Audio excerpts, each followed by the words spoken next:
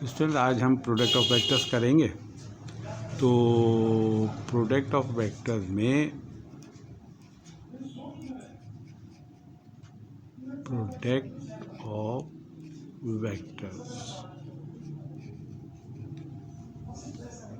Product of vectors जो है, जैसा कि इसके नाम से ही जाहिर है कि ये वेक्टर्स की प्रोडक्ट होगी, यानी इसमें हम दो वेक्टर्स को आपस में मल्टीप्लाई करेंगे और जब हम दो वेक्टर्स को मल्टीप्लाई करेंगे तो एक तीसरी क्वांटिटी हासिल होगी। हम जानते हैं कि जब दो वेक्टर्स आपस में मल्टीप्लाई होते, चाहे वो वेक्टर हों चाहे स्केलर्स हों, जब भी दो चीज़ों को, दो फिजिकल क्वांटिटीज़ को मल्टीप्लाई किया जाता है तो एक तीसरी क्वांटिटी हासिल होती है। लेकिन यहाँ पर क्योंकि प्रोडक्ट ऑफ वेक्टर्स की बात है तो हम दो वेक्टर्स ही को मल्टीप्लाई करेंगे और हमें तीसरी क्वांटिटी हासिल होगी। अच्छा, उस तीसरी क्वांटिटी को हम जज करेंगे कि वो आया वेक्टर है या स्केलर है, और इसी बुनियाद पर हम प्रोडक्ट ऑफ वेक्टर्स की दो टाइप डिफाइन कर देंगे। तो देखें, प्रोडक्ट ऑफ वेक्टर्स का मतलब क्या है? मल्टीप्लिकेशन ऑफ टू वेक्टर्स,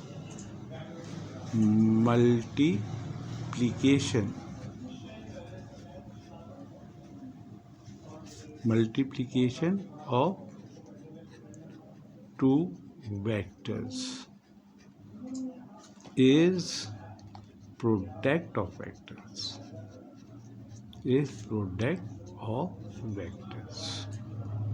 तो ये वेक्टर्स की प्रोडक्ट कहलाती है। देयर आर टू टाइप्स,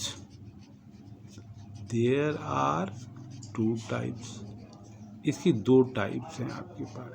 जैसा कि मैंने आपको बताया कि हम वेक्टर्स की मल्टीप्लिकेशन के नतीजे में हासिल होने वाली जो फिज़िकल क्वांटिटी है उसको ऑब्जर्व करेंगे, आया वो स्केलर है या वो वेक्टर है। इसी बुनियाद पर दो टाइप डिफाइन की जाएंगी। तो हमने कहा दो टाइप्स हैं। एक टाइप को हम कहते हैं स्केलर प्रोडक्ट।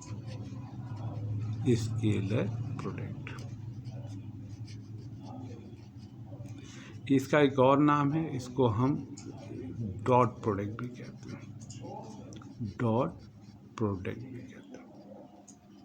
तो अगर दो वेक्टरों को मल्टीप्लाई किया जाए और हासिल होने वाली क्वांटिटी जो है वो स्केलर हो तो दो वेक्टरों की ऐसी मल्टीप्लिकेशन स्केलर प्रोडक्ट कहलाती है। If two vectors are multiplied and the product quantity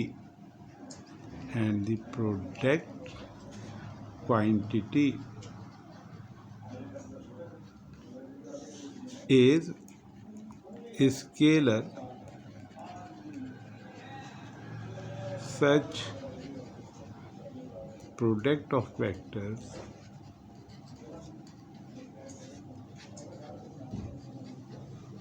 is known as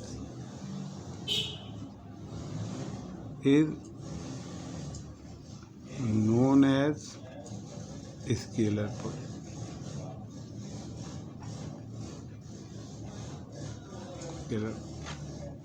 अच्छा, इसको डॉट प्रोडक्ट क्यों कहते हैं? It is also known as dot product because a sign of dot is used between the two vectors to indicate multiplication. इसको dot product इसलिए कहा जाता है कि एक डॉट का निशान दोनों वेक्टरों के दरमियान इस्तेमाल किया जाता है वेक्टर की मल्टीप्लिकेशन को जाहिर करने के लिए। अच्छा, एग्जाम्पल देखते हैं इसकी ज़रा आप। एग्जाम्पल क्या है इसकी कि अगर आपके पास मैं फोर्स के वेक्टर को मल्टीप्लाई कर दूं डिस्प्लेसमेंट के वेक्टर से, तो मेरे पास जो क्वांटिटी हासिल होगी वो वर्क डन होगी। तो इसको एग्जामिन करें वर्क डन को। देखिए, फोर्स भी वेक्टर, डिस्प्लेसमेंट भी वेक्टर, दोनों मल्टीप्लाई हो रहे हैं, दो वेक्टर क्वांटिटीज मल्टीप्लाई हो रही हैं और इनके नतीजे में जो प्रोडक्ट क्वांटिटी है वो वेक्टर, वो वर्क है, और वर्क एक स्केलर क्वांटिटी। इसलिए इन दोनों के दरमियान मल्टीप्लिकेशन को जाहिर करने के लिए हम क्या लगाएंगे, डॉट का निशान। और इसको आप यूँ भी लिख सकते हैं कि एफ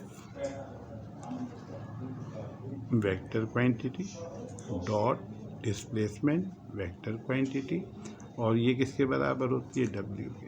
तो एक तो एग्जाम्पल ये हो गई आपके पास किसकी, स्केलर प्रोडक्ट या डॉट प्रोडक्ट। दूसरी एग्जाम्पल देखें, सेकंड एग्जाम्पल, अगर हम फोर्स को मल्टीप्लाई करते हैं वेलोसिटी से, तो फोर्स भी वेक्टर, वेलोसिटी भी वेक्टर। जब इनको मल्टीप्लाई करते हैं तो पावर हासिल होती है, और पावर एक स्केलर क्वांटिटी, इसलिए इन दोनों क्वांटिटीज़ के दरमियान प्रोडक्ट को जाहिर करने के लिए, मल्टीप्लिकेशन को जाहिर करने के लिए किस चीज़ का निशान इस्तेमाल था, डॉट का। तो F dot d W scalar product की example, F dot V P scalar product की एग्जाम्पल। अच्छा, आइए इसकी मैथमेटिकल डेफिनेशन देखते हैं। Product of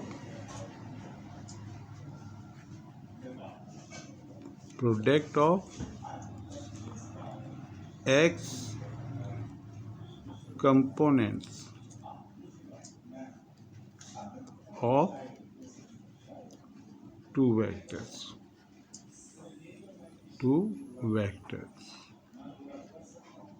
is known as scalar product, scalar, provided first vector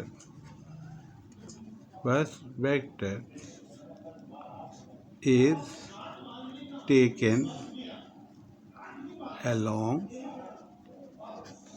x axis. यानी इसमें कंडीशन है कि पहला वेक्टर जो है वो एक्स एक्सिस की डायरेक्शन में लिया गया हो। अच्छा, अब देखिए हम इसी को एफ और डी की एग्जाम्पल देख लेते हैं। हमने कहा फोर्स एक ये वेक्टर है, फॉर एग्जाम्पल हमारे पास फोर्स का वेक्टर ये बनाया मैंने एफ, पहला वेक्टर एफ हो गया, और दूसरा वेक्टर ये आपके पास मैंने बता दिया डी, डिस्प्लेसमेंट का वेक्टर। और आप देखिए इनका जो एंगल बन रहा है, इन दोनों वेक्टरों के दरमियान जो एंगल बन रहा है वो थीटा बन रहा है। तो मैं एग्जाम्पल दी कि हमारे पास दो वेक्टर हैं, फोर्स का और डिस्प्लेसमेंट का, और उनका जो एंगल है दरमियानी जाविया वो। अच्छा, हम मालूम करने क्या जा रहे हैं, एफ डॉट डी। हम क्या मालूम करने जा रहे हैं, एफ डॉट डी। तो इसमें पहला वेक्टर एफ हो गया और दूसरा वेक्टर डिस्प्लेसमेंट का डी हो गया। तो पहले वेक्टर की डायरेक्शन में मैंने क्या ले ली, एक्स एक्सिस। तो कंडीशन लगी provided first vector is along, तो मैंने फर्स्ट वेक्टर को एक्स एक्सिस के अलोंग ले लिया। इसको मैंने कहा ये एक्स एक्सिस है, एक्स एक्सिस है, और एक्स एक्सिस की जो परपेंडिकुलर एक्सिस होती है इसको हम वाई एक्सिस कहते हैं। अब डेफिनेशन में देखिए लिखा है product of x component of two vectors. तो इसका मतलब ये हुआ डेफिनेशन वाइज अगर मैं लिखूं तो मैं एफ डॉट डी को इस डेफिनेशन के मुताबिक लिखूंगा। पहले वेक्टर का एक्स कंपोनेंट एफ एक्स, दूसरे वेक्टर का एक्स कंपोनेंट डी एक्स। तो पहला वेक्टर क्योंकि एक्स एक्सिस की डायरेक्शन में है इसलिए इसका एक्स कंपोनेंट जो होगा पूरे एफ के बराबर होगा, इसका वाई कंपोनेंट 0 होगा। जबकि दूसरा वेक्टर क्योंकि in between x and y axis है तो इसका एक्स कंपोनेंट कैसे पता चलेगा, यहाँ से परपेंडिकुलर गिरा दी इस पर, तो ये डी एक्स हो जाएगा। और इसकी वैल्यू जो होगी वो होगी डी कॉस थीटा। तो आपको पता चल गया कि एफ एक्स जो है इसकी वैल्यू तो एफ के बराबर है, जबकि डी एक्स जो है इसकी वैल्यू आपके पास डी कॉस थीटा है। तो फार्मूला बन जाएगा एफ डॉट डी बराबर हो जाएगा, एफ एक्स की जगह एफ आया, डी एक्स की जगह डी कॉस थीटा। तो देखें डॉट प्रोडक्ट का फार्मूला आपको पता चल गया कि एफ डॉट डी किसके बराबर होगा, एफ डी कॉस थीटा।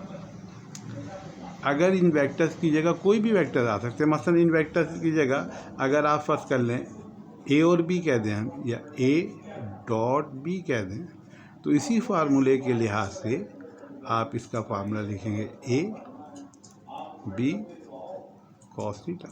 अच्छा, याद रखिएगा कि यहाँ पर जो ये एफ और डी लिखे हुए ये वेक्टर क्वांटिटीज हैं, ए और बी वेक्टर क्वांटिटीज हैं, लेकिन ये ए और बी, ए का मैग्नीट्यूड और बी का मैग्नीट्यूड है, ठीक है।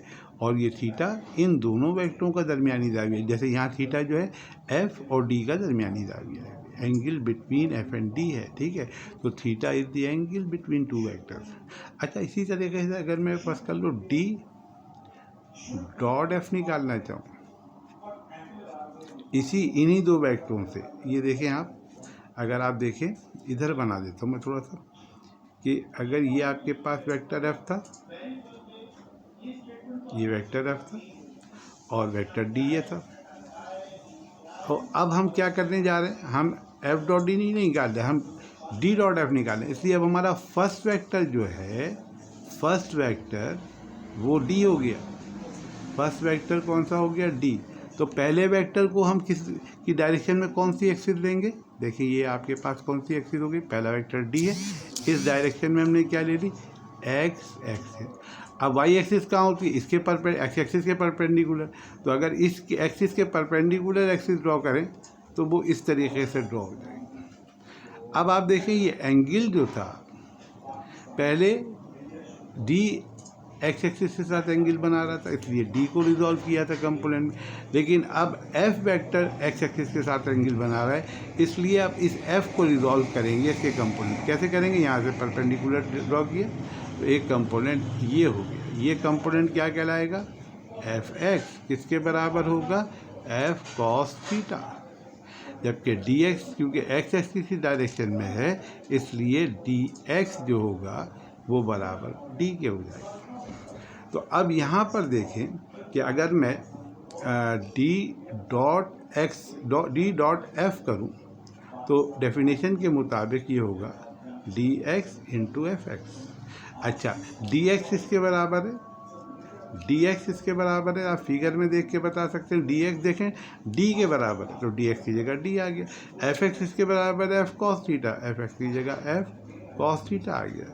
तो डी डॉट एफ को आप क्या कह सकते हो, इसको चाहो तो आप डी एफ लिख लो या एफ डी लिख लो, है ना, क्योंकि ये दो कांस्टेंट नंबर्स हैं इसलिए इनमें कम्यूटेटिव प्रॉपर्टी होल्ड करती है। तो डी डॉट एफ की वैल्यू भी एफ डी कॉस थीटा आ गई।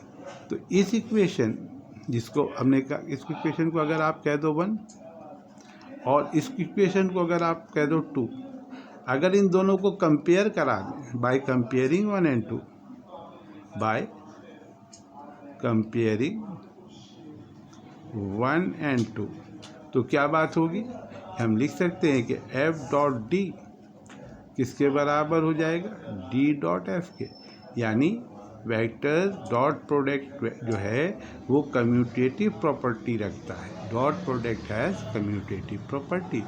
तो स्टूडेंट देखिए हमने स्केलर प्रोडक्ट भी कवर कर लिया, स्केलर प्रोडक्ट की डेफिनेशन हो गई, उसकी एग्जाम्पल हो गई, उसकी मैथमेटिकल डेफिनेशन हो गई और हमने उसकी कम्यूटेटिव प्रॉपर्टी को भी यहाँ पर प्रूव कर दिया। ये दो फिगर्स बहुत इंपॉर्टेंट हैं कम्यूटेटिव प्रॉपर्टी को प्रूव करने के लिए। एक दफ़ा एफ डॉट डी निकाला तो एफ की जो डायरेक्शन थी वो एक्स एक्सिस, उसके परपेंडिकुलर वाई एक्सिस। जब हमने डी डॉट एफ निकाला तो डी की डायरेक्शन में एक्स एक्सिस, इसके परपेंडिकुलर एक्सिस वाई एक्सिस हो गई। तो एक दफ़ा डी रिजॉल्व हुआ और एक दफ़ा एफ रिजॉल्व हुआ, तो इस तरह ये प्रॉपर्टी प्रूव हो गई। तो ये हमारे पास मल्टीप्लिकेशन ऑफ वेक्टर्स थी और मल्टीप्लिकेशन ऑफ वेक्टर में पहली टाइप स्केलर प्रोडक्ट थी जो हमने इस लेक्चर में कवर की। आगे अब हम multiplication of rectangular unit vectors पढ़ेंगे अपने नेक्स्ट लेक्चर में। तो हमारे साथ रहिएगा, अपना बहुत ख्याल रखिए। अल्लाह हाफ़िज़।